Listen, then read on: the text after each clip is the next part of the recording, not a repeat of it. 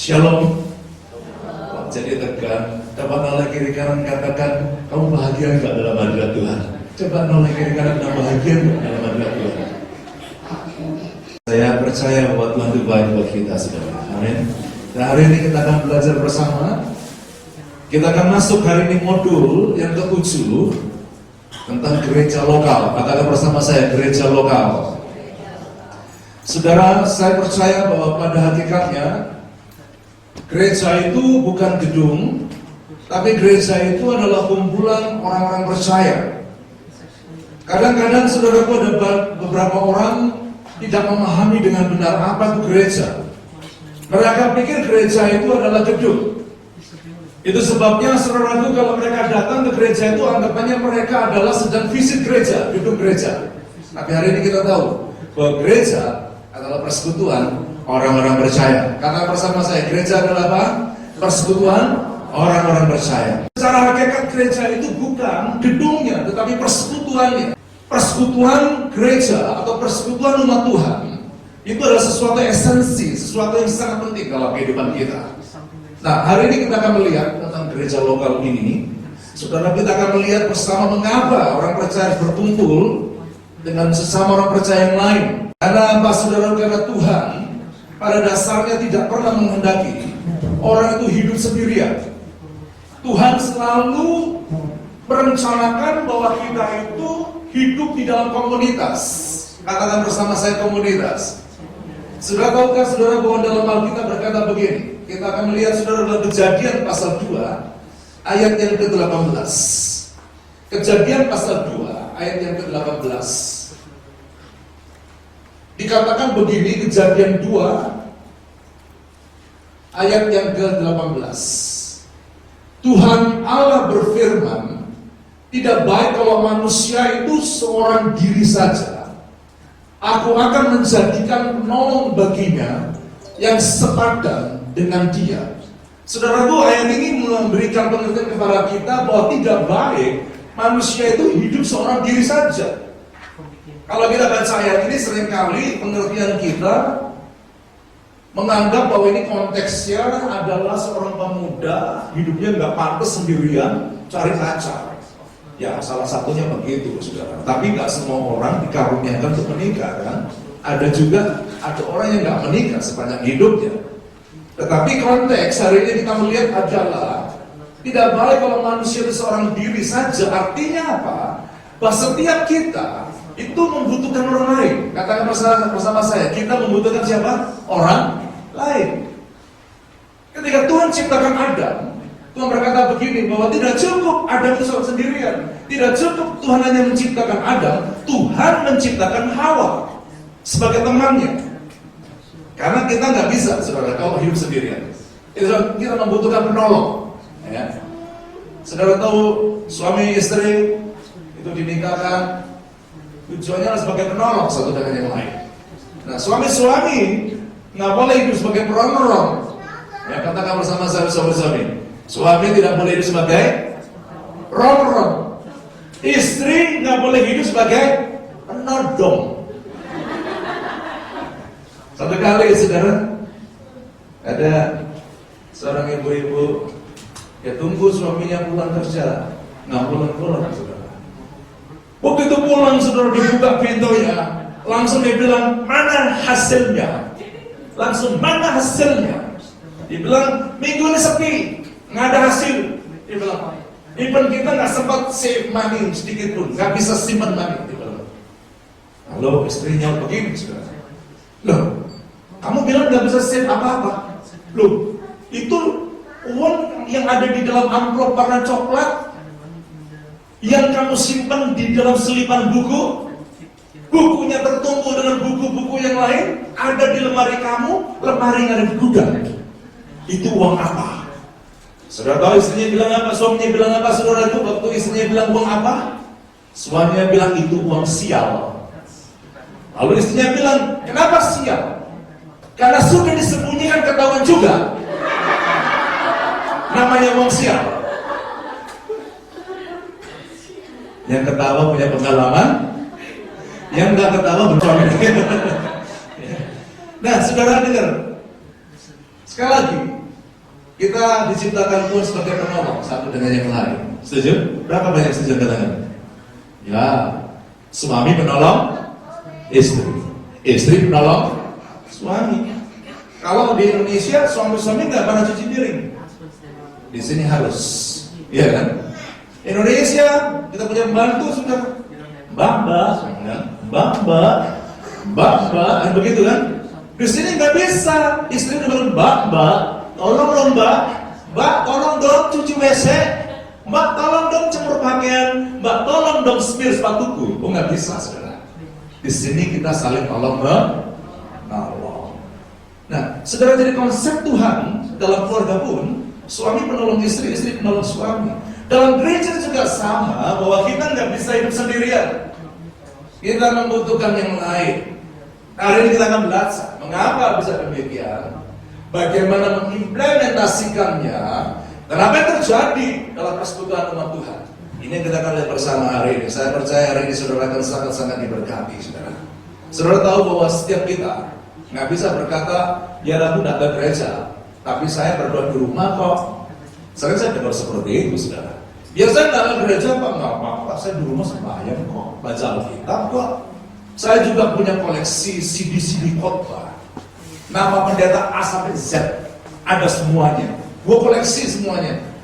Saudara dengar, berjemaat bukan sekedar dengar khotbah. Berjemaat bukan sekedar cuma saudara berdoa seorang diri. Berjemaat adalah lima saudara berinteraksi satu dengan yang lain. Amin. Kalau kita nggak ada touch-nya itu saudara, itu yang membuat tidak ada kehidupan di dalamnya. Saudara, beberapa waktu yang lalu di seorang yang bernama Rini Speech yang mengadakan sebuah riset, saudara, di sebuah panti asuhan yang ada di Amerika Selatan. Saudara tahu di panti asuhan ini dihuni oleh 97 anak-anak dari usia 3 bulan sampai 3 tahun. Saudara bisa bayangkan kalau anak-anak sejak kecil bagian dititipkan di panti asuhan, itu lain dibanding perawatan orang tuanya sendiri. Sebab apa? Kalau orang tuanya biasanya itu one on one, ya kan? Kalau di tempat panti asuhan nggak bisa one on one, karena apa? Apalagi yang di panti asuhan yang diselidiki ini, itu nggak banyak pengasuhnya. Jumlah anak dibanding pengasuhnya itu rasionya sangat tidak memadai. Sehingga apa yang terjadi? Panti asuhan yang berpikir anak-anak cukup dikasih makan, yang penting susunya cukup, makanannya cukup yang bergizi, anak-anak itu bisa bertumbuh. Tetapi kenyataannya berbeda, saudara. Saya mau bacakan hasilnya itu, saudara. Ternyata setelah 1 tahun, ada 27 anak yang meninggal. Dari 97 tadi itu, mati 27. Tahun kedua, tahun ketiga, itu tambah jelek, tambah worse. Tahu saudara, sampai akhirnya ternyata diselidikin, yang tersisa dari 97 anak yang ada di panti asuhan itu, sisanya 21 anak. Pernahkah saudara berpikir, apa sebabnya? Bukan karena kurang gizi. Mereka udah kasih gizi yang makanan yang bergizi, minuman yang cukup. Tetapi ternyata hasil penyelidikan seorang yang bernama Randy ini ditemukan, saudara. Ternyata bayi-bayi itu kurang disentuh. Ya bagaimana mau disentuh, disayang-sayang? Rasionya aja nggak memadai. Tapi kalau ibu sendiri punya anak itu susu digendongin, ya kan, tidur dipelukin. Itu sebabnya tumbuh. Karena kurang touch. Dari 97 anak, sisa 21 anak. Itu cukup besar, saudara. Dan mengerikan. Sekali lagi saya katakan, dalam hidup berjemaat bukan cuma sekedar saudara dengar khotbah, bukan cuma sekedar saudara berdoa, bukan. Tetapi di dalam gereja, saudara berinteraksi, saudara mengalami touch. Ya. Ada satu gadis, saudara. Dia sebenarnya naksir seorang anak muda pria. Tetapi dia nggak berani ungkapin. Dia cuma simpan di hatinya bahwa dia cinta kepada pemuda itu. Nah, pemuda nggak bisa ngerti, karena memang kalau relationship itu kan bukan main batin, saudara. Memangnya kita ahli nujum. Lu bisa tahu lu cinta apa enggak, kan nggak tahu kan? Jadi si pemuda juga nyampe aja. Akhirnya apa, saudara? Si pemuda punya pasangan gadis yang lain. Nah, kemudian karena ini memang pemuda dan pemudi ini sudah cukup berteman dekat, sehingga pada waktu dia mau menikah, dia sudah mau cetak undangan, dia datang ke teman si gadis yang tidak berani cerita perasaannya ini. Dia tunjukkan undangannya, saudara. Saudara tahu apa yang terjadi? Seorang gadis yang tidak berani mengungkapkan perasaannya, tiba-tiba pria yang dia idam-idamkan ini sekarang dia bercita-cita mau kawin dengan gadis yang lain. Apalagi sekarang dia tidak pendapat dari dia, undangannya yang mana yang cocok buat saya. Saudara bisa bayangkan, hancur hatinya saudara. Lalu apa terjadi? Berapa hari kemudian, sejak dia mendengar bahwa pria idamannya ini bakal menikah, kesehatannya langsung merosot, saudara. Merosot. Muka tambah pucat, sampai satu kali si gadis ini koma, dirawat di rumah sakit, saudara. Dan terjadi ketika di dalam rumah sakit, dokter sudah angkat tangan karena sudah koma, hampir seluruh organ-organ tubuhnya udah lumpuh, hanya pikirannya dan pendengarannya aja yang masih bekerja, tapi the rest sudah lumpuh. Dan dokter udah berkata kepada keluarganya setuju kalau anak gadis ini akan disuntik dengan suntikan kematian. Saudara mengerikan memang kalau kita bilang di negara-negara yang bebas seperti ini, ya kan? Disuntik dengan suntik kematian. Lalu apa terjadi? Begitu dengar berita seperti ini, sang pemuda datang untuk jengukin teman dekatnya ini. Waktu lihat kondisinya yang sudah sangat kurus, pucat saudara. Udah tergeletak, tidak bisa ngomong, udah koma saudara. Kemudian dia berkata begini sama pemudi itu, kenapa sampai begini? Dia bilang, saya kalau lihat kamu sakit seperti ini hatiku hancur. Karena kita teman dekat. Bukankah kamu ingat? Kita dulu waktu di sekolah, kita makan bakso bersama, ya kan? Kita ngafe bersama, ya kan? Kita juga main bowling bersama. Aku happy banget lihat kalau ingat peristiwa seperti itu. Tapi sekarang lihat kamu tidak bergerak, hatimu hancur, dan kamu mau disuntik kematian. Ingin hatiku kepengen kamu tak kontrol lagi saja, dia bilang. Allah terjadi saudara. Kemudian nangis saudara. Nangis saya rumah tanya kena jatuh di mukanya. Kemudian itu, kemudian berkata begini, tahu gak kamu? Sebenarnya saya itu cinta sama kamu. Tapi aku tuh perlu ngomong, karena saya pikir kamu gak cinta sama saya. Coba kalau kamu Boya berani ngomong sama saya, Mas, aku cinta sama kamu. Aku juga akan bilang, iya deh, aku juga cinta sama kamu. Ya kan? Dia diam aja sekarang. Lalu si laki pernah berkata gini, coba kamu hidup lagi, aku batalin pernikahanku, karena aku sesungguhnya aku cinta sama kamu. Coba bangkit, karena aku akan batalin pernikahan. Karena aku sebenarnya gak suka sama gadis itu. Saya mau sama dia karena dipaksa-paksa orang tua aja. Sambil nangis sudah. Nah, saudara apa terjadi? Begitu dengar ini, tangannya sudah kaku, saudara. Dengan perasaan seperti ini, tiba-tiba goyang saudara. Waktu lihat tangan goyang, hakinya kaget. Puisi yang jelek kayak begini aja bisa menggoyangkan tangan. Oh, langsung dia gombal lagi, saudara. Ya kan? Sungguh, ya kan? Biar ada api di depan. Kalau kamu bisa bangkit, gue rela terobosin. Kalau ada laut di situ, biar gue nggak bisa berenang, asal lu bangkit, gue akan berenang aja. Gue tambah gombal, saudara. Satunya, goyang, saudara. Ya, tangan udah goyang semua dong. Kalau kamu goyang semua, bener nih, bener janji. Gue batalin invitationnya. Main mata, saudara. Akhirnya terjadi dari sini. Akhirnya setelah beberapa jam dalam keadaan koma di ICU itu, tiba-tiba orang itu bisa bergerak. Dan akhirnya dokter kaget dari itu.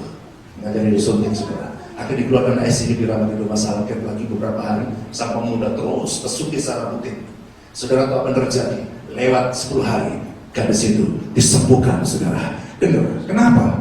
Karena ada komunikasi batin. Ada touch yang dirasakan. Gereja kalau merasakan touch itu, gereja itu hidup.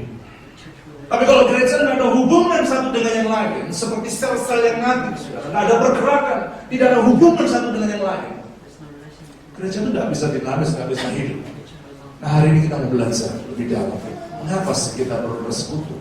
Mengapa kita perlu membangun komunitas yang kuat di dalam gereja lokal ini? Karena sekali lagi, gereja bukan sekedar kebaktian, gereja bicara soal hubungan. Kenapa saya katakan gereja bicara soal hubungan, saudara? Karena saudara lihat, ayat tadi dikatakan tidak baik manusia itu apa? Seorang diri saja, ya. Sejak semula ketika Adam diciptakan, Hawa diciptakan, Tuhan tak pernah katakan lebih baik manusia itu seorang diri. Tapi Tuhan berkata, sungguh manusia itu dikatakan tidak baik kalau seorang diri saja. Nah, hari ini kita mau lihat, saudara, saya akan buktikan. Ketika Adam dan Hawa tinggal di Taman Eden, Tuhan berikan perintah yang sederhana. Semua pohon, buah-buahnya boleh makan, kecuali buah apa? Pengetahuan yang baik dan jahat. Dan firman itu disampaikan kepada siapa? Kepada Adam, bukan kepada Hawa. Nah, apa yang terjadi, saudara? Iblis tahu kalau dia bicara kepada Adam, maka yang terjadi apa? Adam akan berkata, Tuhan bilang nggak boleh. Makanya iblis mencari siapa? Iblis mencari Hawa. Dan kalau saudara baca di Alkitab, Hawa pada saat itu seorang diri, nggak ada Adam di sekitarnya, dia sendirian, saudara. Dan apa yang terjadi ketika dia sendirian? Iblis melancarkan tipu daya. Saudara, saya mau buktikan bahwa Hawa itu seorang diri pada waktu itu. Ada orang berkata, oh enggak ada Adam di sampingnya. Tidak. Kenapa saya katakan tidak ada Adam di sampingnya? Karena pada waktu dia jatuh, saudara, dia makan buah itu. Dikatakan buah itu dia makan dikasih kepada suaminya. Adam menerima buah itu bukan langsung dari ular, tapi menerima dari istrinya. Dan bahkan ketika Tuhan marah bertanya, siapa yang kasih tahu kamu telanjang? Dia berkata gini, perempuan di sampingku ini Tuhan yang kasih makan buah itu. Dia tidak berkata kepada ular. Kalau ada kata ada hak, Adam bersama Hawa ketika awal ditipu, pasti ada makan ikut berkata, jangan, nggak boleh. Dan buktinya Adam diam aja. Berarti Adam tidak di sana. Setuju? Itu sebabnya yang sudah menikah, kalau setiap kali bikin plan, bikin rencana, saudara harus berbicara kepada partnermu, nggak boleh jalan bebas, jalan tol. Habis Pak, terlalu lama terus sama dia Pak, godoknya bisa setahun 2 tahun Pak, jalan pintas lebih cepat. Ini terus saudara, dengar baik-baik. Apapun alasannya, saudara harus duduk bersama, dikomunikasikan. Yang setuju bilang amin. Nah, Hawa jatuh karena apa? Karena tidak komunikasikan kepada Adam, saudara. Ya. Jadi tidak komunikasikan kepada Adam, dia makan. Setelah jatuh, buahnya kasih kepada suaminya, dua-dua jatuh. Itu soal kita berkata, tidak baik manusia seorang diri saja.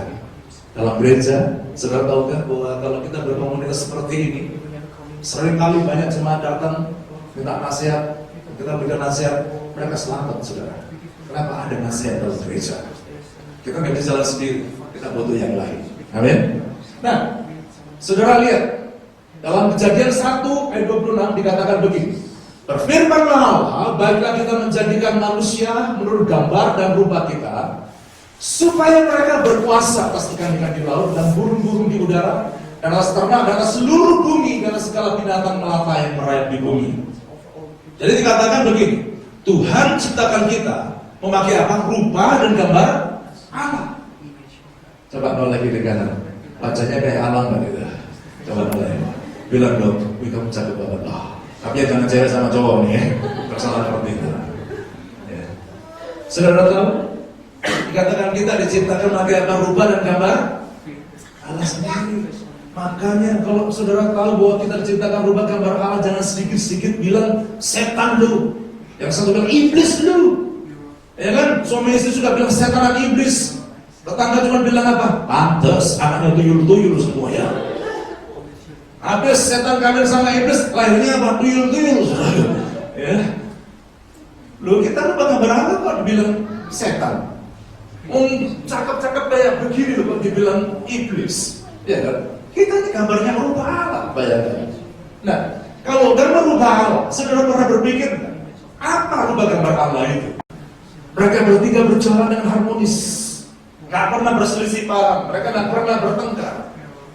Kenapa? Karena Allah menyukai komunitas. Nah, Allah kepingin konsepnya dia Tritunggal tadi itu, Allah Bapa, Allah Anak, Roh Kudus itu pun juga diterapkan hubungannya dia dengan gereja. Dan anggota gereja dengan anggota gereja itu terjalin dalam sebuah komunitas. Dan itu sangat mungkin terjadi. Kenapa? Karena kita diciptakan rupa dan gambarnya dia yang mencintai apa? Komunitas. Dikatakan begini dalam Ibrani 10 ayat 25, janganlah kita menjauhkan diri dari pertemuan-pertemuan ibadah kita. Nah, kata ibadah di sini kalau boleh saya aplikasikan dalam gereja lokal, artinya janganlah kita menjauhkan diri dari pertemuan-pertemuan komunitas rohani kita. Karena kita membutuhkan satu dengan yang lain. Dikatakan seperti yang dibiasakan oleh beberapa orang, tetapi marilah kita saling menasihati dan semakin giat melakukannya menjelang hari Tuhan yang mendekat. Saudara ngerti kan? Justru kalau Tuhan semakin dekat kedatangannya, ayat ini berkata biar kita semakin giat melakukannya, membangun komunitas itu. Kenapa? Karena nanti Tuhan datang itu bukan menjemput orang perseorang, tapi dikatakan apa? Tuhan menjemput siapa? Gereja. Siapa gereja? Kita ini semua gereja. Yang setuju dengan amin. Jadi kita gereja semakin giat melakukannya. Dulu saya waktu belum lahir baru, saya kalau nggak datang ibadah minggu, saya punya ritual sendiri. Saya buka radio ibadah. Saya buka saudara di situ. Saya bertekuk lutut di bawah kursi, ikut ibadah di rumah, saudara. Tapi dengar baik-baik, kita butuh yang lain, bukan cuma sekedar ibadah, bukan. Gereja bicara persekutuan, gereja butuh komunitas. Dengan Allah itu adalah Allah yang mencintai komunitas. Nah, sekarang kita melihat pentingnya memiliki komunitas rohani. Apa pentingnya komunitas rohani itu? Yang pertama, saudara, sebelum kita akan baca, perhatikan ayat ini lebih dulu. Latihan badani terbatas gunanya, tetapi ibadah, itu pertemuan komunitas rohani, itu berguna dalam segala hal. Berguna dalam segala hal. Saudara catat baik-baik. Membangun komunitas itu ternyata berguna dalam segala hal karena dikatakan apa? Mengandung janji. Baik untuk hidup ini maupun untuk hidup yang akan datang. Saudara jangan khawatir yang sekuler, saudara. Jangan khawatir kebutuhan jasmani kita. Ayat ini berkata, ibadah mengandung janji untuk yang sekuler dan untuk yang rohani. Bukan cuma yang rohani aja, yang sekuler juga Tuhan berikan janji buat kita. Berapa banyak yang percaya? Lambaikan tanganmu. Saudara percaya ini Allah akan mensuplai segalanya lebih dari cukup? Amin. Saudara jangan takut, jangan khawatir, saudara. Ayat ini berkata, ibadah mengandung janji maupun hidup ini maupun hidup yang akan datang. Saya sangat bersyukur pemeliharaan Tuhan selama ini. Setuju? Saya dulu pertama datang di sini, saya nggak disuplai dengan biaya dari gereja. Waktu kita bikin PIC, saya dikirim cuma dengan tiket one way, saudara. Pakai uang kantong sendiri dari kerja saya dulu.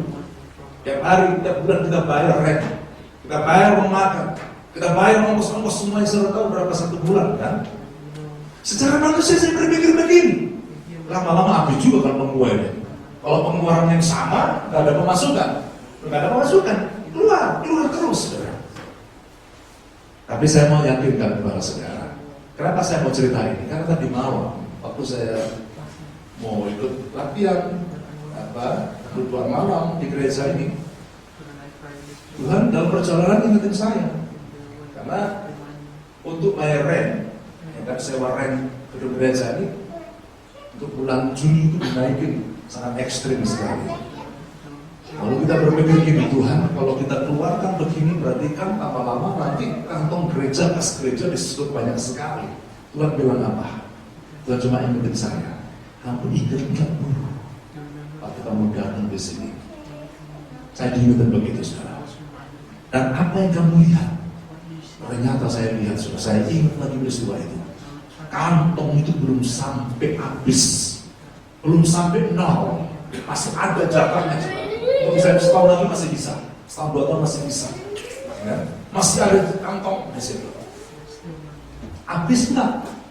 Saya bilang nggak pernah habis Tuhan. Dan demikian juga kepada gerejaku, aku tanggung jawab. Tepuk tangan buat Tuhan kita. Dia tanggung jawab, saudara jangan pernah takut, jangan pernah gentar, saudara. Mikir kesehatan, mikir kebutuhan fisik. Ayat bilang, ibadah mengenai janji, hidup ini, mau hidup di sana. Kami belum mengalami itu, saudara. Saya percaya saudara datang siang hari ini pun juga saudara bersiap untuk mengalami janji ini. Berapa yang percaya? Lambaikan tanganmu, saya ingin tahu. Ya, Tuhan dia dari surga, di foto saudara semua. Ya. Nah, saudara lihat, jadi yang pertama, apa pentingnya atau perlunya komunitas rohani? Yang pertama, ternyata dalam komunitas rohani itu kita saling membangun dan saling menguatkan. Katakan bersama saya apa? Saling membangun dan saling menguatkan. Di komunitas seperti ini, saudara dibangun, saudara dikuatkan satu dengan yang lain.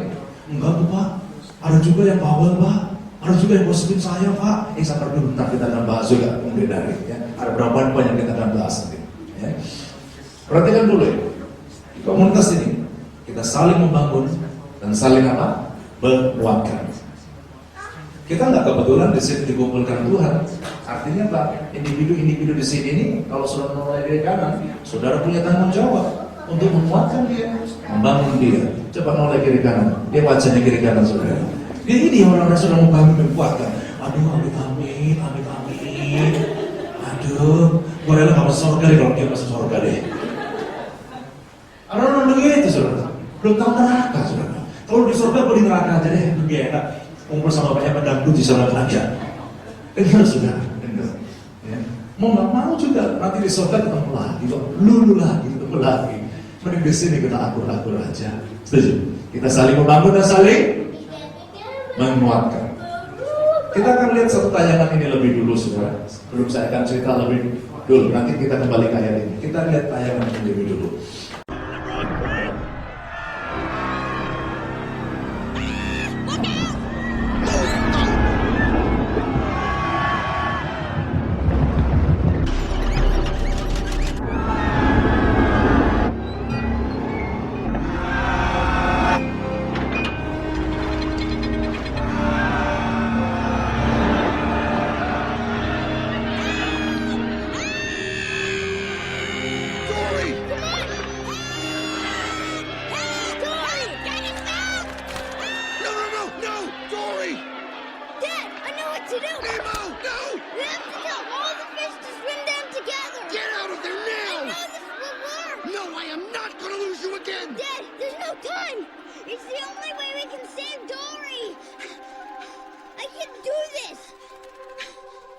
You're right. I know you can. Lucky Finn! Now go! Hurry! Tell all the fish to swim down! Well, you heard my son? Come on! Dory, you have to tell everybody to Swim down together! You understand what I'm saying to you? Swim down!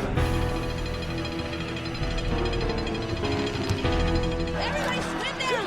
You have to swim down! Swim down, okay? Swim down! Swim down! Swim down!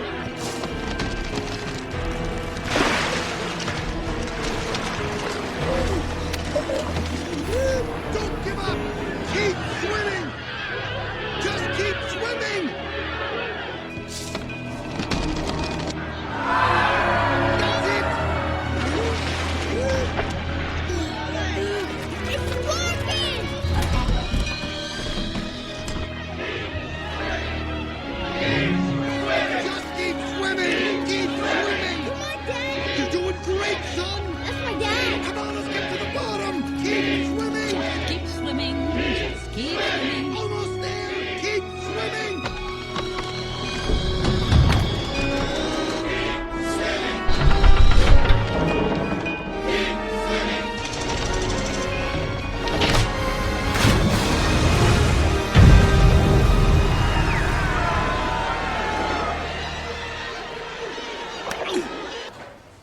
saudara perhatikan dalam seri animasi Nemo ini, saudara bisa lihat tadi ternyata ada sekelompok besar ikan-ikan ditangkap.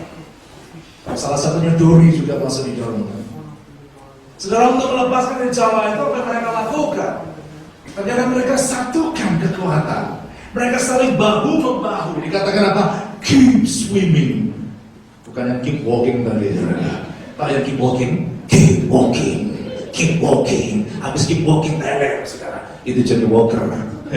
Kalau ini keep swimming. Keep swimming. Mereka bahas satukan kekuatan. Jawa yang begitu kuat. Koyak. Jebol. Mereka lepas dari tangkapan para nelayan tadi. Amin. Gereja yang hidup seperti itu. Saudara perhatikan nanti berkata dalam Roma 15 ayat 1 dan 2. Kita yang kuat wajib menanggung kelemahan orang yang tidak kuat.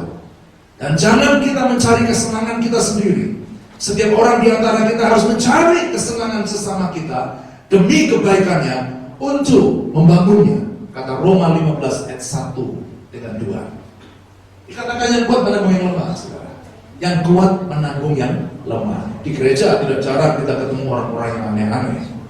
Tetapi yang kuat menanggung yang lemah. Yang lemah perlu ditanggung, tapi jangan lemah terus. Repotin, saudara. Bayangkan kalau punya bayi, gak gede-gede, saudara. Mama, berak, mama. Ya sini, kencing gimana? Kali jangan ya. Karena mamanya gak marah, karena masih 3 tahun. Masih 5 tahun. Mama, berak. Dicebokin lagi kalau 5 tahun. Masih, ya udah 5 tahun loh kamu. Masalah aku udah gak balita lagi. 10 tahun. Mama ngobrol. Goblok lu kamu masa kamu masih kencing aja. 17 tahun datang lagi. Mama. Berak mama. Terpaksa sudah dibawa kemana ke ahli jiwa. Sudah gede-gede masih merah-merah gimana sih? Ya kan? Nggak lucu. Gereja juga begitu. Setahun di gereja, repotin yang nggak apa-apa. Ya kan? Dijemput jam 10, jam 11, aku udah keluar. Mana dia? Aku udah keluar sampai setengah 12. Masih tidur, saudara. Masih ngorok, saudara. Nah, sudah saatnya kita berubah. Ya? Saya perhatikan orang di sini, ketika dia dewasa, itu luar biasa. Itu dipakai Tuhan, bukan cuma 1-2 orang, tapi saya dengan semua jadi orang dewasa. Saudara setuju semua jadi orang dewasa? Setuju bilang amin. Nah, yang kuat menanggung yang lemah. Kalau kita belum dewasa, nggak bisa menanggung yang lain. Itu sebabnya kita perlu dewasa supaya bisa menanggung yang lain. Nah, selanjutnya saudara perhatikan. Dalam Pengkhotbah 4 ayat 9-10 dikatakan berdua lebih baik daripada seorang diri. Karena mereka menerima upah yang baik dalam jerih payah mereka. Karena kalau mereka jatuh, yang seorang mengangkat yang lain. Tetapi wahai orang yang jatuh, yang tidak mempunyai orang lain untuk mengangkatnya. Itu Pengkhotbah 4 ayat 9-10 jelas. Kalau kita punya hubungan, jatuh, ada yang nolong. Kalau nggak ada hubungan, jatuh, nggak ada yang nolong. Betul kan? Banyak orang bilang, ya Pak, saya kan udah di sana, sudah di sana. Dengar saudara. Kita perlu ngerti di gereja lokal, karena kita tidak saling ngerti. Gereja di sono, gereja di sana itu nggak selamanya tahu. Yang mana jemaat yang datang rutin nggak tahu. Pernah dulu satu ibu-ibu, saudara, sampai pada hari meninggalnya, saya dikontak sama satu orang, tolong Pak dirawat itu pemakamannya belum. Saya mikir, bukankah dia di si Pak itu? Oh bukan Pak, bukan si Pak itu, bukan. Si Pak itu sama Pak ini, Pak itu saling tuduh-tuduhan, saudara. Bukannya di Pak Johan, oh bukan. Sampai ke Bapak, oh enggak, oh Bapak itu kali. Orangnya sudah kontak, sudah mati, saudara. Si pendeta masih Bapak itu, Bapak itu, Bapak itu, Bapak ini, saudara. Ya, akhirnya terpaksa ya sudah secara komunal dikerjakan bersama dan dikuburkan. Saudara yang penting, kita perlu dari gereja lokal. Karena apa? Di gereja lokal, baik pendetanya, gembalanya, maupun teman-teman di gereja lokal akan kenal kebutuhan apa. Saya melihat banyak di sini, saudara, ada yang banyak menderita, ada yang kurang makanan. Mereka bergerak tolongin. Kenapa? Mereka tahu, karena dalam satu lingkungan. Lah kalau di tempat lain gimana kita bisa tahu? Betul, karena kita nggak mau tahu. Tapi kalau gereja lokal kita akan belajar tahu yang mana yang lagi membutuhkan di sini. Itu sebabnya, saudara, kita perlu memiliki gereja lokal kita. Nah, selanjutnya. Kita sudah lihat Nimo tadi. Nah, yang kedua, ternyata mengapa perlu komunitas rohani? Karena dalam komunitas rohani itu kita mengalami kekuatan kesepakatan. Katakan bersama saya, memiliki apa? Kekuatan kesepakatan. Ayatnya begini, Matius 18:19. Dan lagi aku berkata kepadamu, jika dua orang daripadamu di dunia sepakat meminta apapun juga, permintaan mereka itu akan dikabulkan oleh Bapakku yang di sorga. Sepakat itu dahsyat, saudara. Kalau saudara bisa sepakat, hasilnya luar biasa. Dulu saya waktu mau menikah sama Haji Mega itu udah gampang-gampang, saudara. Karena mertua saya, calon mertua pada waktu itu sangat selektif sekali. Jadi kalau mau menikahi anaknya, prosesnya panjang, kalangannya prosesnya KPK. Saudara tahu KPK? Nah seperti itu selidiki, saudara. Siapa dia? Ya kan? Dari mana? Backgroundnya siapa? Bapaknya siapa? Mamanya siapa? Kerjaannya apa? Oh, sangat teliti sekali, sangat teliti sekali. Tapi apa yang terjadi? Saya sepakat dengan dia. Kita catat kebutuhan kita list berdua dengan dia. Ini kebutuhannya Tuhan. Tiap hari kita doakan. Tahu saudara ketika pernah nggak saudara? Calon besan itu melamar lewat telepon saja. Pernah nggak? Nggak pernah kan? Tapi ini terjadi. Mama saya contoh ke telepon. Halo, boleh anakmu diambil? Cuma gitu, simple. Dia belum lihat saya. Ketemu muka belum.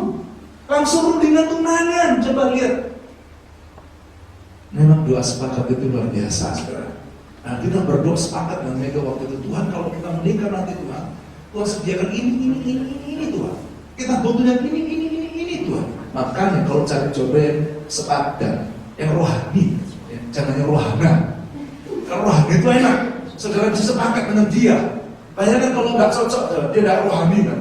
Ketemunya, ketemu di pasar kemarin. Ya bicaranya kan bandeng aja saudara. Di pasar, ya kan. Kalau sama ketemu rohani gitu kan enak. Saudara punya masalah rundingan. Yuk kita doain yuk. Kita doain yuk. Terjadi saudara. Tahu waktu kita menikah, itu semua itu diprofet luar biasa. Saudara kalau menikah, ya, paling kan sudah sibuk kan. Siapa yang ngurusin mobilnya? Siapa yang ngurus ini, ngurus itu? Saya kasih tahu saudara. Kita cuma ngurus undangan sama restoran. Gitu. Itu pakaian nikah ada yang profile. Saudara jangan pikir saya pada waktu itu baru full time, saudara. Ya, belum full time, belum banyak orang tua saya. Saya main di cabang. Tapi kalau Tuhan berkata bahwa kalau kamu sepakat minta apapun dikabulkan, dan itu kami alami. Tuhan profit semuanya, saudara. Mobil dihiasin bukan saya, ya kan? Dia dressnya semua disiapin, make upnya semua ada yang siapin. Tahu nggak, saudara? Saya mau menikah jam 2 baru bangun, saudara. Kenapa? Sakit. Habis malaman pelayanan jatuh sakit. Mau kawin jam 5 itu, jam 2 baru pantatnya baru bangun tidur, saudara. Oh, buka kawin baru itu. Cuci muka udah pakai jas udah berangkat, saudara. Semua udah ada, template semuanya, ya kan? Saya mau kasih tahu saudara, kalau kita sepakat hasilnya dahsyat, bilang dahsyat. Saya punya rekan. Dulu sama-sama yang bicara, hanya seksi kita beda. Saya ceritain, saudara. Sepakat itu dahsyat. Saya rindu saudara mempraktekkan di gereja lokal sepakat. Itu sepakat dahsyat. Hari-hari kita lagi sepakat buat gedung gereja. Saya percaya doa kita dijawab Tuhan. Teman rekan saya ini saudara, tiap pelayanan satu kali dia bilang sama istrinya, aduh aku pengen beli mobil ya. Ya udah kita doa. Ya, ternyata kan bagaimana istrinya doa. Tapi rupanya doa sendiri-sendiri.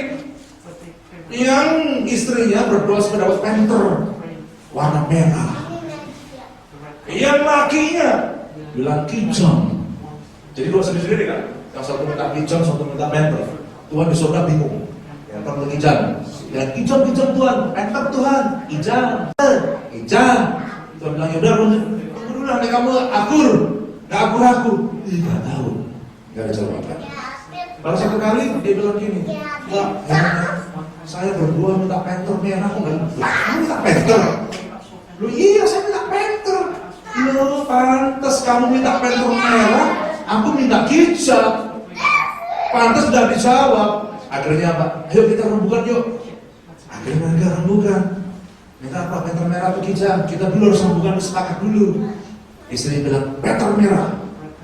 Akhirnya pas laki bilang, ya udah, meter merah juga gak masalah, berjalan kaki. Meter merah. Mereka berdoa sepakat. Oh, tangan tiap hari. Meter merah ya Tuhan. Meter merah, merah, merah ya Tuhan. Meter merah. 3 bulan sudah saya kasih tahu. Tadi nunggu 3 tahun, 3 bulan kemudian. Tiba-tiba saya punya rekam ini diundang saudara ke suatu pelayanan di Surabaya. Yang markas kita di Surabaya dulu. Dia pikir khotbah di gereja. Nggak taunya khotbah di mana? Nursing home, saudara. Oma-oma, saudara. Siapa yang pernah ke nursing home antara kami? Pernah ya? Saya udah bolak-balik ke nursing home. Saya pernah. Ibu Kristen tahu kalau nursing home tuh? Omanya bengong-bengong, saudara. Ya kan? Saya pernah lihat sendiri. Saya ceritain saudara-saudara sudah punya gambaran nursing home. Saya punya ini, punyanya Sinita. Nah, ini. Saya pernah lihat di sana saudara nursing home begini. Teddy, oh Teddy, Teddy, kenapa kau tinggal aku Teddy? Teddy, kencang sekali kok Teddy. Seperti itu suasananya. Ada juga yang mati yang enggak, hidup yang enggak, saudara. Pengong. Nah, rekan saya diundang di situ. Khotbah di oma-oma. Bingung dia, saudara. Ya adalah, Tuhan aku percaya pelayanan di mana aja sama saja. Cuman Tuhan, kira-kira kalau saya khotbah didengerin nggak Tuhan? Jangan-jangan saya khotbah dia nanti pikirannya melayang kemana-mana. Saudara tahu? Dia nggak tahu, saudara, gimana caranya. Apalagi kalau saya khotbah kata dia, suaranya kenceng. Jangan sampai kalau kenceng opanya sakit jantung menerima. Maka korban 5-10 orang begitu. Ya kan? Itu terjadi seperti itu. Tapi rupanya saudara, di khotbah ada satu orang, yes, yes, begitu loh, yes. Waduh, sambil pakai apa? Guling, yes, yes, gulingnya amen, gulingnya di amen, saudara. Akan guling. Lalu selesai, Pak Pendeta bisa datang sini enggak? Enggak ada gigi kan? Datang. Terus rekan saya tanya dong, Oma mau didoakan apanya? Oh enggak, Oma enggak perlu didoakan, Cuk. Enggak perlu. Lalu terus Oma apa? Oma mau bilang, cucu butuh sesuatu ya? Loh ya butuh ada Oma. Sekarang saya datang sini itu untuk melayani Oma-Oma. Ya pikir nggak mungkin Oma apa mau bantu dia kan? Nggak mungkin kan? Kalau dia punya duit ngapain tinggal di nursing home? Beli aja rumah mewah, beli aja mobil yang mewah. Ya kan? Panggil suster di rumah selesai kan? Jadi nggak mungkin. Makanya dia bilang, Pendeta butuh apa? Nggak, sudah santai aja. Saya sudah berdoa, Oma. Loh, Tuhan bilang sama Oma apa? Tuhan bilang Pak Pendeta butuh pensel merah. Apa? Pensel merah. Mantap, saudara. Iya, ini pentel. Oma pentel. Tapi masih doa.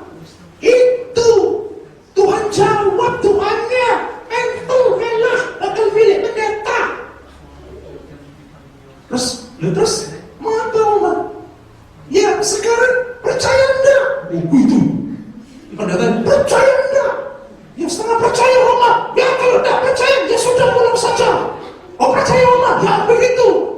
Antar Oma ke dealer. Loh, ngapain Oma diantar? Kan saya nggak percaya, saudara. Tanya sama penghuninya di sana, pengurusnya. Ini Oma lagi sakit gila kan? Jangan begitu, masuk waras dia, masuk waras. Tapi dia mau beli saya teman dia bilang ke dealer. Aduh Pak, itu Pak beli. Itu dikenal di komplek itu pelit. Lo kok bisa tahu? Belum ke toko persekutuan Pak. Kolektor dijalankan, kolektornya itu seperti mengenapi Ibrani 13:8. Apa? Yesus tetap sama, dulu sekarang sampai selamanya. Kolektor besarnya dari dulu sekarang sampai selamanya sama. Berapa? Nojengko. Tahu Nojengko berapa? 2.500. Semua barang sudah naik, tetap aja 2.500. Bensin naik 2.500. Kenapa Oma? Yesus tetap sama, dulu sekarang sampai selamanya. Nojengko. Akhirnya nggak percaya kan? Udahlah. Namanya saya, nggak mungkin dia minta diantar. Ya udahlah, orang tua turutin aja, kasihan juga orang tua. Jadi bapak tidur. Dia bilang gini, kamu Cecap pilih yang mana tuh penton Bella? Yang mana? Pilih. Yang mana? Udah saudara, ambil. Udah ambil saudara. Nah, terus dia mah, coba ambil saja. Ngambil aja kok susah. Ya, pegang ambil. Loh, Mama, aku dikepekan orang kok pegang ambil. Lu gimana? Tahu saudara, dia kemana-mana tuh pegang guling saudara. Gulingnya bukan guling bagus. Guling sudah pulau ada pulau Tiwana, pulau Balinya, ada pulau Sulawesinya, pulau semua saudara. Orang ini aja nggak diganti kok. Dia bilang, ambil gunting, cepat, berubah pikiran, ambil. Kamu saya juga nekat juga, berubah pikiran. Ya cepat aja, gunting, cepat. Aku mah kawat gunting. Ini orang ini mah, jangan bunuh diri loh, Pak. Enggak. Gunting. Tahu saudara? Kenapa? Sekian ratus juta, Oma. Nggak masalah. Cekio, Notio, Satio. Apa lagi 4 juta tuh? Cekio, Notio, Macatio. Sampai tutup. Iya sudah. Oh ini orang. Ratusan juta dikeluarkan dari gulingnya, saudara. Tepuk tangan buat Tuhan kita. Kalau Tuhan bilang sepakat, apapun yang kamu minta diberi, Tuhan bisa beri lewat Oma. Sama orangnya kamu mau, Tuhan bisa tolong orang mungkin kamu anggap tidak bisa tolong dirimu, tapi Tuhan bisa pakai. Makanya perhatikan ayat ini saudara. Dan lagi aku berkata kepadamu, jika 2 orang daripadamu di dunia ini sepakat minta apapun juga, permintaan mereka akan dikabulkan oleh Bapakku di sorga. Makanya saya sangat anjurkan, saudara punya rekan doa. Aku pengen dapat jodoh, nggak apa-apa, doa. Tapi Pak, saya sudah seperti pohon Christmas, pohon Natal yang kena salju Pak. Udah loyo Pak, nggak masalah. Doa bareng, Tuhan akan jawab. Saudara butuh apa? Membangun karier, doa bareng, Tuhan jawab. Saudara mungkin membangun apa dalam hidupmu? Kalau saudara sepakat, akan jawab doa kita. Yang percaya bilang amin. Amin cuma gini aja kan? Yang percaya bilang amin. Itu dong ada suara, ya kan? Di dalam pendeta teriak-teriak praktek sorot koma, caranya yang ada amin. Ada amin. Begitu jangan kayak oma. Nah, jadi saudaraku, kalau kita sepakat, itu hasilnya. Selanjutnya, jadi dalam gereja lokal kita belajar mengapa kita perlu komunitas. Yang pertama saling membangun dan menguatkan. Kita sudah belajar tadi. Ikan Nemo tadi adalah satu inspirasi buat kita. Ketika mereka work together, saling membangun, cara itu pecah. Yang kedua, mengapa kita perlu komunitas rohani? Karena komunitas rohani kita membangun kekuatan, kesepakatan. Yang ketiga, saudara, sarana proses pembelajaran. Katakan bersama saya apa? Sarana apa? Proses pembelajaran. Itu saya katakan tadi. Di dalam gereja lokal itu kita belajar sesuatu. Kita melihat, mata kita melihat kekurangan orang lain, kita melihat juga kelebihan orang lain. Saya pada sini melihat kekurangan dalam gereja lokal, angkat tangan. Angkat tangan, jangan malu-malu, sudah nggak lebih penting kok. Angkat tangan. Siapa yang merasa kita ketemu di gereja lokal masih ada orang yang kurang angkat tangan. Kurang apa Pak? Kurang ajar, kurang ditengking. Siapa yang percaya dalam gereja lokal masih ada yang kurang angkat tangan? Loh, yang lain angkat semua bagus-bagus ya. Sempurna kalau gitu. Di gereja masih ada kurangnya. Kita nggak nutup mata kita. Gereja juga kita ada kelebihan orang lain. Diri kita juga punya kelebihan. Setuju? Saya dalam mengembalakan, saya melihat teman-teman kita di sini banyak yang dari ini. Saya belajar banyak dari teman-teman di sini juga. Ada orang kalau melihat orang yang susah itu gampang sekali jatuh belas kasihan.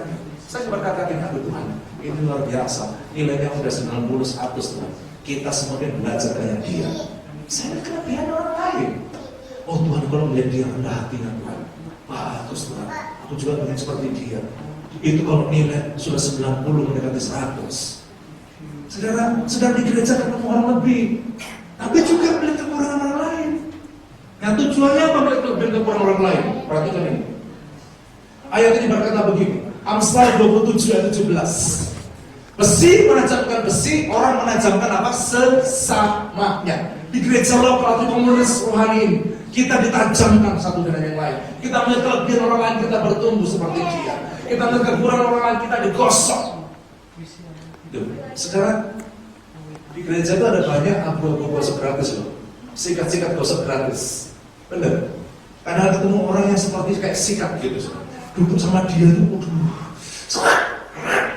digaruk semua badan kita. Dan saya mau bertanya, panci itu kalau sudah bersih bicara, pantatnya hitam gitu, bisa nggak digosok dengan sikat gigi? Saya mau tanya, bisa nggak? Ini pakai Pepsodent, mau nggak bisa, pakai Delphi nggak bisa, pakai apa lagi? Merek yang lain, coba digosok nggak bisa. Ternyata disediakan apa? Sikat besi. Akhirnya apa? Rontok semua hitam-hitamnya. Setuju? Ketemu orang yang tidak menyenangkan, kita justru kita digosok, kita dibersihkan. Jangan belum dibersihkan udah kabur, nggak tahan kok, nggak tahan, nggak mau lagi, nggak praktekin sama dia. Najis janda, aduh, orang sono jangan. Saudara semua belum dibersihkan, ya begitu aja. Lagi, makanya Yesus berkata apa? Kalau tambah kiri, ini kanan lagi. Maksudnya apa sih itu? Maksudnya Tuhan kepingin dalam komunitas itu saudara dibersihkan, saya dibersihkan, digosok, lagi bilang, gosok lagi sampai bersih. Sama katakan, segala kesukaran dalam komunitas itu baik buat kita. Saya mau tunjuk.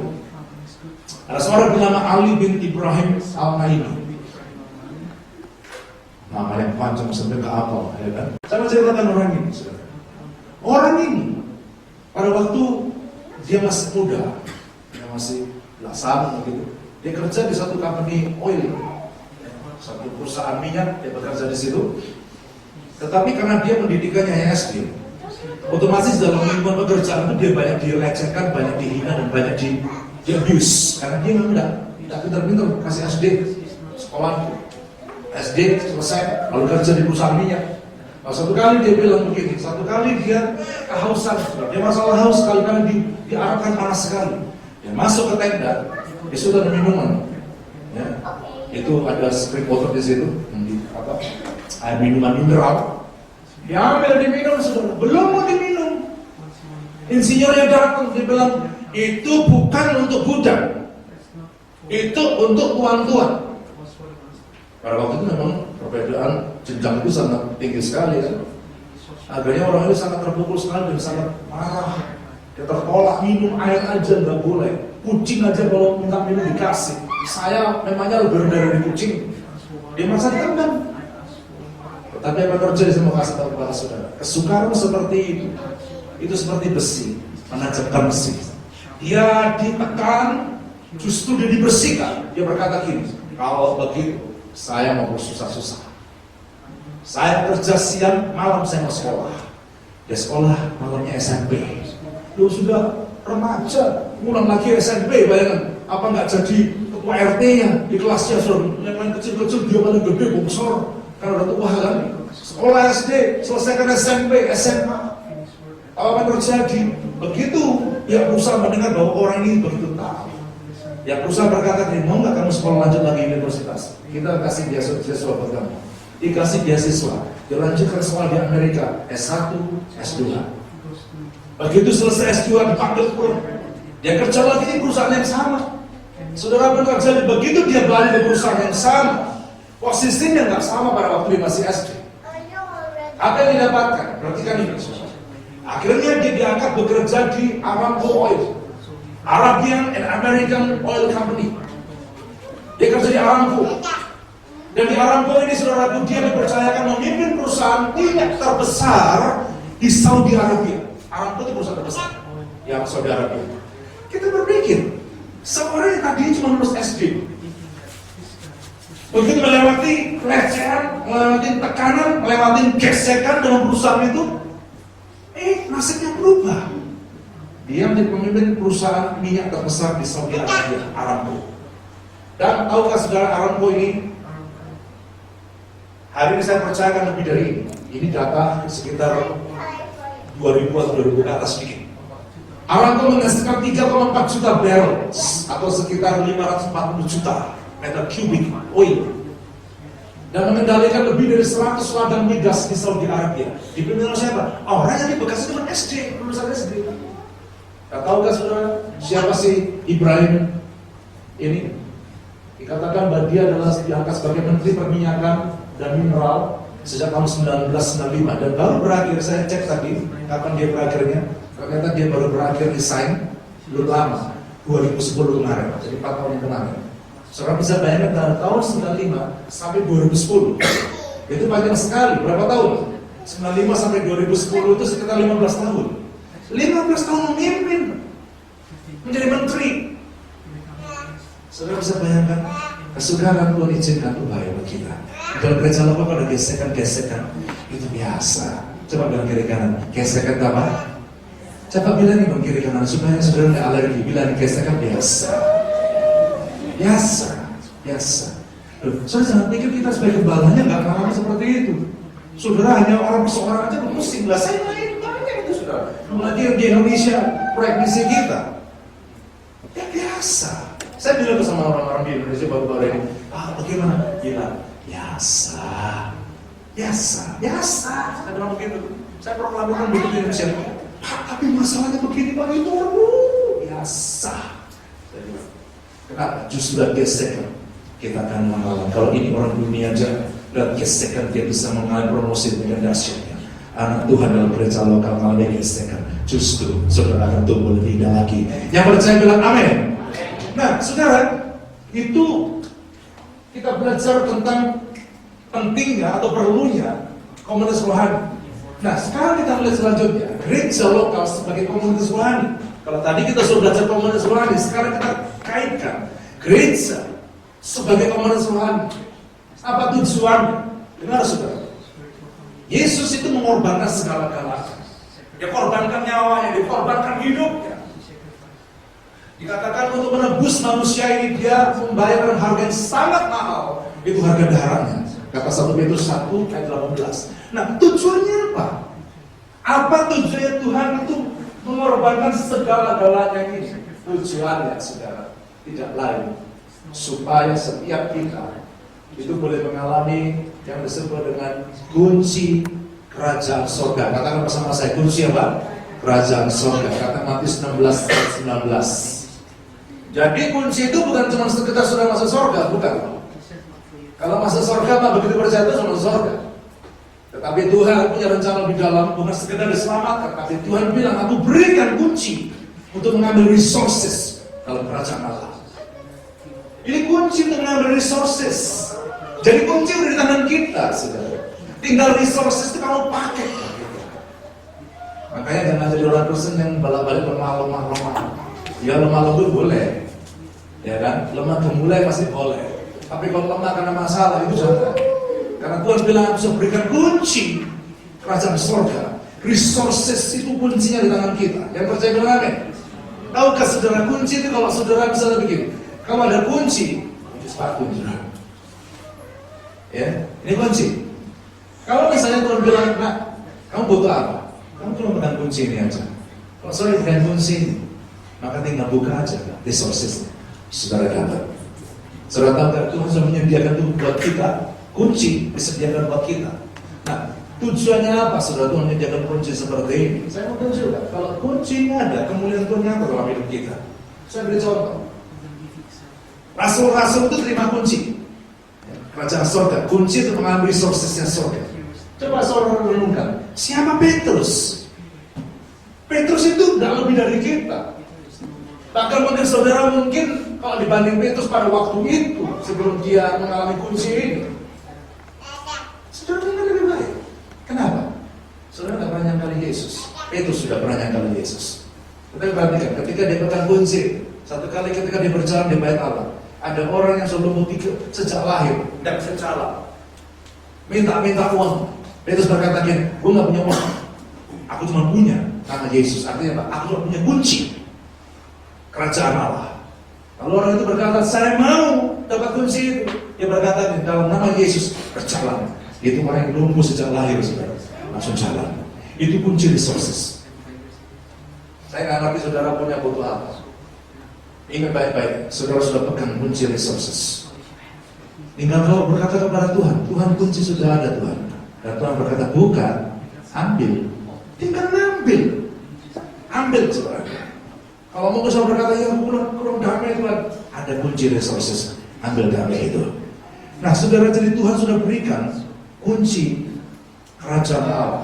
Itu sebabnya saudara harus dibangun dalam gereja sebagai komunitas hari ini.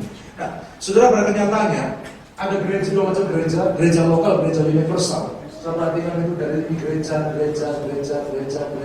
sampai universal banyak. Di kota Perth aja sudah berapa banyak gereja, ya kan? Kota Sydney ada berapa banyak gereja? Di gereja Indonesia di Sydney aja sudah lebih dari 60, saudara. Waduh, banyak banget, ya kan? Belum lagi gereja-gereja di seluruh dunia, begitu banyak. Nah, itu gereja universal, banyak gereja. Tapi saudara dan saya perlu juga punya satu gereja lokal, di mana kita dibesarkan di sini. Gereja lokal nggak sama dengan gereja universal. Universal itu gereja-gereja banyak, tapi di lokal, saudara akan mengenal satu sama lain. Di lokal ini, saudara akan mengalami berkat dalam komunitas secara lokal. Dan saya ingin saudara punya komitmen dalam gereja ini, sehingga saudara bisa mengalami pertumbuhan yang luar biasa. Kami sangat rindu, kami sangat punya keinginan melihat semua dengan dahsyat hadapan Tuhan. Kenapa? Karena dalam gereja lokal, saudaraku, yang pertama, mengapa perlu terutama dalam gereja lokal? Karena yang pertama, gereja lokal kan menggembalakan. Kita perlu menggembalakan. Kalau orang bilang, ngapain digembalakan? Loh, kalau nggak perlu pengembalaan, kenapa Tuhan sediakan gembala? Bahkan Yesus juga sebut dirinya apa? Gembala yang baik. Dia namakan dirinya gembala yang baik. Sampai percaya Yesus itu gembala yang baik. Luar biasa, saudara. Saya dengar kesaksian Frida itu, dia bilang begini sama saya. Saya tanya sama dia, visamu bagaimana? Sudah keluar belum? Dia jawab belum. Tapi ada sesuatu yang ajaib. Memang Tuhan izinkan visa itu, visa trainingnya dulu. Biasa orang apply visa training kan nggak lama sih logikanya. Sampai sekarang paling ya sebelum sekolah ada visa training harus keluar. Setuju? Ini sudah sekolah, udah itu training, visa keluar juga. Saya tanya balak udah keluar belum? Udah keluar belum? Kalau saudara kenapa Tuhan tunda? Saya mau buktikan Tuhan itu gembala yang baik. Dia tunda karena Tuhan punya maksud. Ternyata sekarang Frida itu karena visa trainingnya belum keluar, berarti dia pegang bridging visa. Bridging visa dia itu adalah terkait dengan visa yang lamanya dia. Visa lamanya dia pada waktu kan mengambil PR tuh. Berarti dia bisa punya hak bekerja, juga untuk kalau sekolahkan anak bayar pakai apa? Dengan bayaran seperti orang-orang PR. Jadi tahukah saudara itu sama Tuhan belum dikeluarkan? Ternyata pada waktu apply buat namanya sekolah SD, ya kan? Itu mahal, saudara. SD aja di sini di Mari, saudara Meli bilang sekitar 5.000. 5.600 setahun. 5.600 setahun. SD, saudara. 5.600. Beda, biasanya belum keluar. Dia bayar pakai sistem PR. Berarti berapa, Brid? Setahun berapa? Berapa? $56 saja. $56. 56 dibanding dengan 5.600. Berapa persen? Itu sendiri saudara. 5.600 dia bayar cuma 56, visanya belum diizinkan keluar dulu. Bayar segitu. Saya nggak tahu nanti rencana selanjutnya apa. Tapi tetap saya percaya orang yang setia dia pasti dibela Tuhan. Yang setia bilang amin. Nah, teman pengembalaan pada waktu susahnya dia kemana? Datang ke gembalanya, cerita, sharing, dan mereka sangat digembalakan dan mereka ngerti gimana harus melangkah. Nah, di gereja kami juga ada satu pasangan, saudara. Pada waktu marriage, yang namanya baru marriage, gesekan itu masih bisa terjadi, kan? Betul kan? Gesekan kita cocokkan. Gue gak nyangka loh kalau itu ternyata iya kalau orang Ambon ngoroknya bisa keluar suara 4, suara 3. ini suara hancur. Oh, sering gesekan-gesekan terjadi. Soal ini gesekan-gesekan terjadi. Tapi tahukah saudara, mereka sering datang, kita konseling, kita omongin, kita didik, kita bagi firman Tuhan, kita kirimi pesan-pesan, message-message ke mereka. Keluarga yang tadi seperti itu, Tuhan pulihkan. Mereka sekarang menjadi keluarga yang bahagia. Tepuk tangan buat Tuhan kita. Dan saya ketemu keluarga yang satu, saya mau panggil ini maju ke depan. Untuk kita sambut pasangan ini yang telah bersaksi. Mari silakan. Tepuk tangan buat teman-teman kita. Oke, tampak kuda terus ya Pak. Ini kan berarti keluarga bahagia. Kalau enggak pasti itu hadir.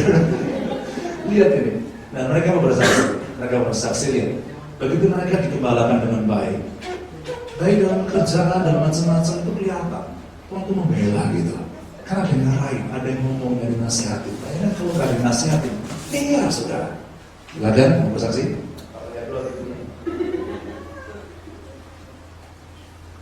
Shalom, puji nama Tuhan.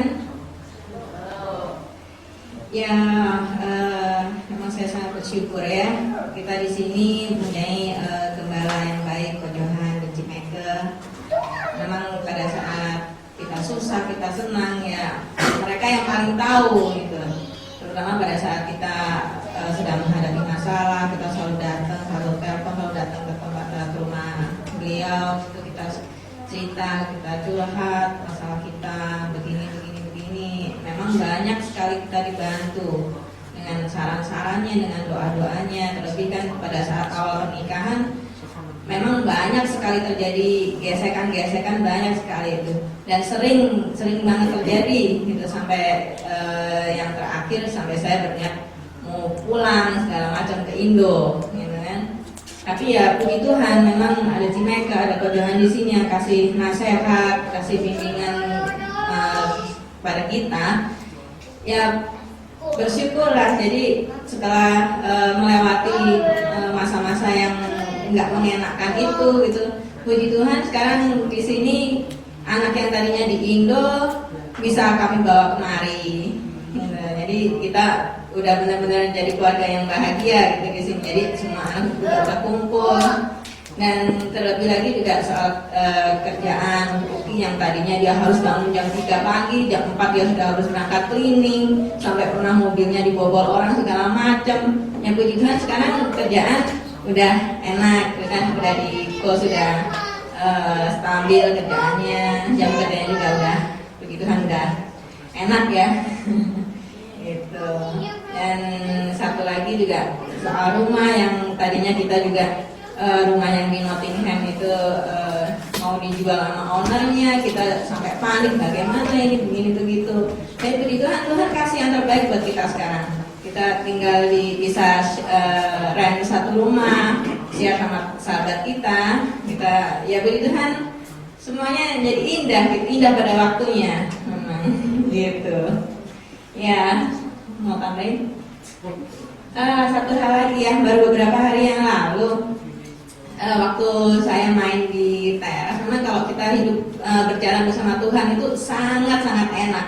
Jadi sebelum ada sesuatu hal yang terjadi sama kita itu kita bisa diberitahu dulu.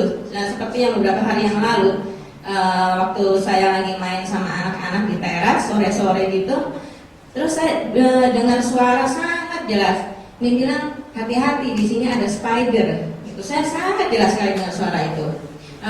Dan memang benar waktu kemarin pagi setelah saya jalan-jalan sama anak-anak naik pram dan saya mau suruh si Mary anak yang besar untuk cuci rodanya karena kotor, si Mary kebetulan buka keran di depan rumah itu nggak bisa, nggak kuat. Saya ya udah tinggalin aja nanti mami yang cuci gitu. Kira-kira selang 15 menit kemudian saya ke depan saya buka keran itu. Saya sangat kaget karena di situ saya lihat ada redback spider. Saya benar-benar kaget itu kalau sampai saya digigit atau si Mary digigit, ya waduh nggak tahu deh, karena pada saat itu kan Uki udah kerja pagi-pagi, udah berangkat pagi, jadi saya cuma sama anak-anak di rumah. Gitu. Jadi ya memang selama ini kan kita setiap pagi selalu doa sama-sama dan juga baca Mazmur 91 dalam lindungan Tuhan. Itu benar-benar semua, kalau nggak karena Tuhan udah nggak tahu deh. Gitu. Ya, memang Tuhan itu sangat baik. Saya mau tambahkan juga di sini. Ya, saya itu nggak kebetulan sebenarnya datang ke POR. Nggak kebetulan. Saya itu dari Indonesia datang ke POR itu dengan segudang masalah. Masalah rumah tangga saya pecah, kerjaan bangkrut, bisnis bangkrut. Saya datang sampai saya jual rumah, jual mobil, saya datang ke POR. Apa yang saya harapkan di POR itu tadi nggak ada. Sampai uang saya habis, yang saya bawa. Di sinilah saya nggak kebetulan saya juga bertemu dengan kebutuhan mereka. Jadi saya digembalakan, saya digembalakan di POR ini, dengan gembalakan, didoakan. Akhirnya saya di sinilah saya merasakan sesungguhnya bahwa saya beriman dan keluarga itu. Di sini saya merasakan waktu di Indonesia tuh waktu saya bangkrut waktu itu, saya nggak ada merasakan waktu saya sebagai keluarga, lalu jadi ibu rumah tangga benar saya. Nah di sinilah saya benar-benar menemukan arti kehidupan seperti ini. Yang tadinya saya pikir nothing di sini, tapi di sinilah saya mengalami pengembalaan.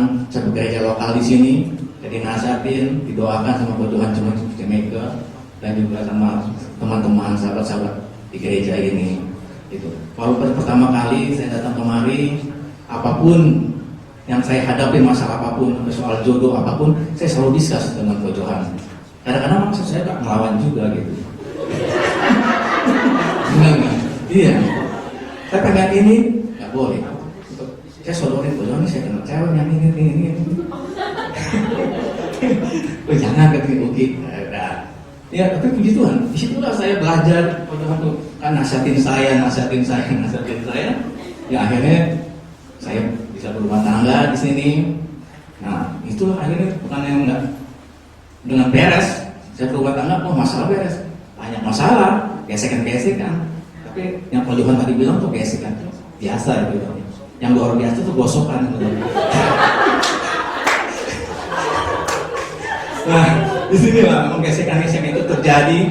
Ya kan? Tapi tadi yang istri saya ceritakan, setiap pulang kerja saya bilang gini, saya mana hasilnya? Pulang kerja lagi, saya mana hasilnya? Saya bilang, ini hasilnya. Bukan lagi, tapi ini hasilnya saya bilang. Ini kan future, ini enggak, ini gitu. Nah istri saya diem, ini hasilnya saya bilang. Dan saya bilang maksudnya. Nah disitulah akhirnya, di sinilah saya merasakan seperti iman dan keluarga. Saya bisa berdoa bersama, memimpin istri saya berdoa, kita berdoa. Bergandengan tangan setiap pagi. Juga saya digembalakan Tuhan keluarga. Sampai hari ini saya bersyukur saya bisa berdiri di sini. Ini karena semua karena anugerah Tuhan dan pengembalaan dari Tuhan di keluarga dan sahabat-sahabat di gereja ini. Amin. Ya, saudara-saudara jangan pernah ragu untuk digembalakan. Ya, dan saya percayalah. Kami itu dalam menggembalakan kami bukan gembala upahan. Karena firman Tuhan mengajar kita kalau kita gembala upahan itu hati Tuhan sangat sedih. Ya. Dalam Yesaya 3:1-2 dikatakan, lalu datanglah firman Tuhan kepadaku, hai anak manusia, pernubuatlah melawan gembala-gembala Israel. Pernubuatlah katakan kepada mereka, kepada gembala-gembala itu, beginilah firman Tuhan Allah. Celakalah gembala-gembala Israel yang menggembalakan dirinya sendiri. Bukankah domba-domba yang seharusnya gembalakan oleh gembala-gembala itu? 3:4.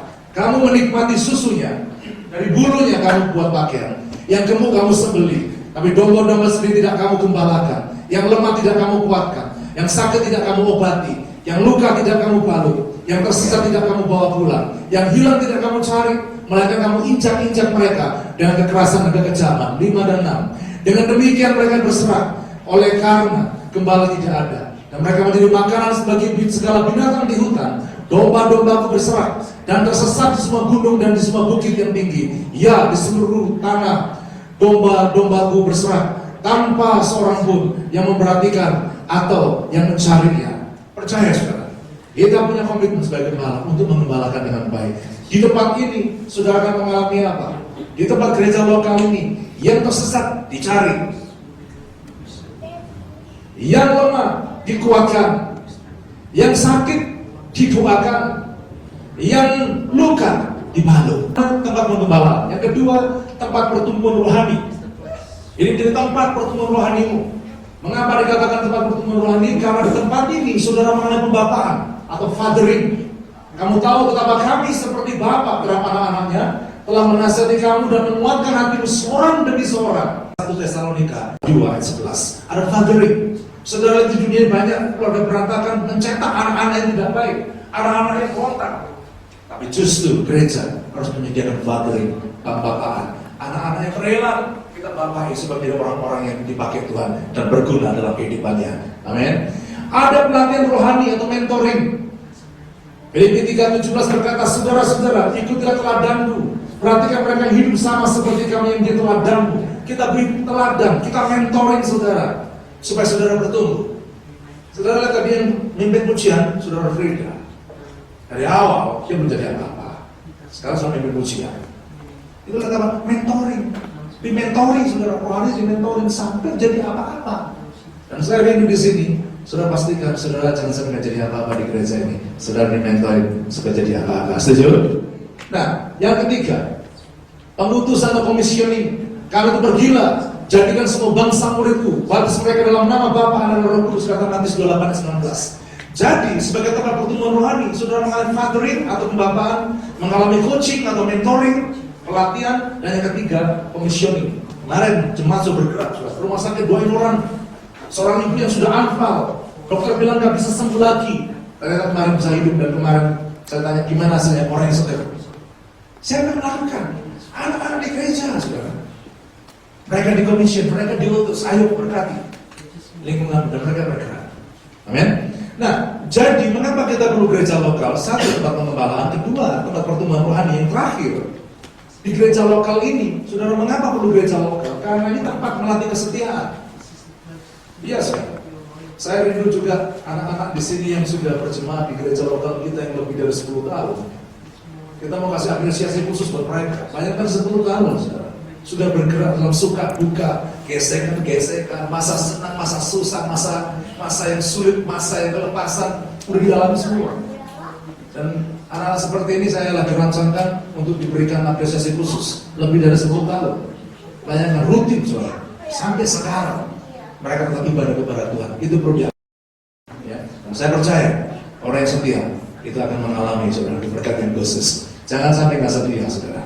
Saul menjadi raja pertama Israel ditolak menjadi raja gara-gara apa? Nggak setia. Dengar, saudara. Israel sebagian besar gagal masuk negeri Kanaan gara-gara nggak setia.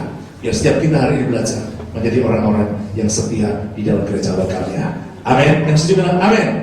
Mari kita bangkit bersama-sama, saudaraku.